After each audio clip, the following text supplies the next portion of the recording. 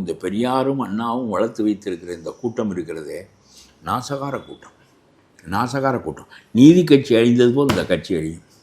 நீதி கட்சி 37 சுத்தமாக அழிந்து விட்டார். 37 சுத்தமாக அழிந்து விட்டார்.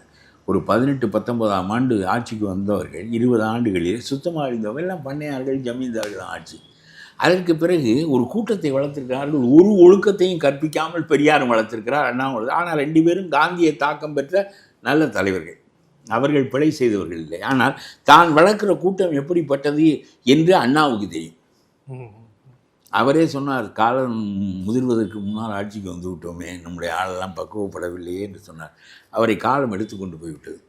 அவர்கள் 2 பேரும் சிறப்பாக இருந்ததற்காக நான் சொல்கிறேன், அவர்களுடைய காலம் என்பது நெறி சார்ந்த வாழ்க்கையை மையமாக கொண்டிருந்த பொது வாழ்க்கை காலம். அதனாலே நாத்திகம் பேசுகிறவன் கூட தப்பாக நடக்க முடியாது. அவ்வளவு பெரிய காந்திய செல்வாக்கு இந்த நாட்டில் இருந்தது. அவர்கள் செய்கின்ற காரியங்கள் வேறு வேறு கொள்கைக்காக இருக்கலாமே தவிர பொது வாழ்க்கையில் ஒழுங்கு இல்லை என்றால் அந்த காலம் இவர்களை ஒப்புக்கொள்ளாது. பெரியார் தோற்றிருப்பார்.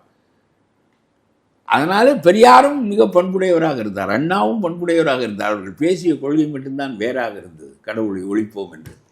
அது காரணம் காந்தி உண்டாக்கிய காலம் என்று தான் எனக்கு இதெல்லாம் யோசித்து கொண்டே இருப்பேன். என்ன இப்படி ஒரு மனிதன் வாழ்ந்து காட்டி இந்த நாட்டையே மாற்றி விட்டானே, 30 கோடி மக்களை மாற்றி. ஸோ அது காந்திய காலம், இது ஸ்டாலினுடைய காலம். அவ்வளோதான் ஸ்டாலினுடைய காலம். இது இப்படித்தான் இருக்கும். இதெல்லாம் இந்த ஜனநாயகமே போய்விடுமோ என்று எனக்கு அச்சம் உண்டு.